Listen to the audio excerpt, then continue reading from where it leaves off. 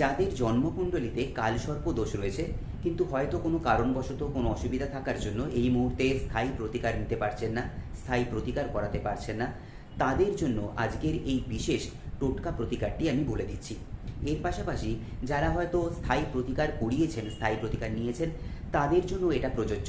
তারাও কিন্তু এটা ব্যবহার করতে পারেন এবং সবাই এটার মাধ্যমে একটা ভালো ফললাভ করবেন। এটা খুব সহজ এবং সাধারণ একটা জিনিস। এটার জন্য যেটা প্রয়োজন সেটা হচ্ছে একটি ময়ূরের পালক, যেটা আপনারা দর্শকর্মার দোকান থেকে খুব ইজিলি পেয়ে যাবেন। জেনারেলি ময়ূরের পালকের সাইজ অনেক বড় হয়, তো সেই জন্য আপনারা মাথার দিকটা 1 বেগদা হোক বা 1 বেগদার বেশি হোক আপনাদের সুবিধা মতো কেটে নিন।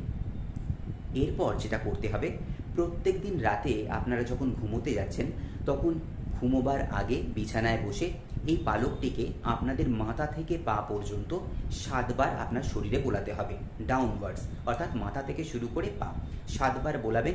এরপর যেটা করবেন, যে বালিশে আপনারা মাথা দিয়ে ঘুমোন সেই বালিশের নিচে এই পালকটিকে রেখে দিন এবং এই জিনিসটা আপনাদেরকে প্রত্যেক দিন করতে হবে এবং দেখবেন কিছু মাস পর থেকে এটার যে শুভ প্রভাব আপনারা কিন্তু পেতে শুরু করবেন।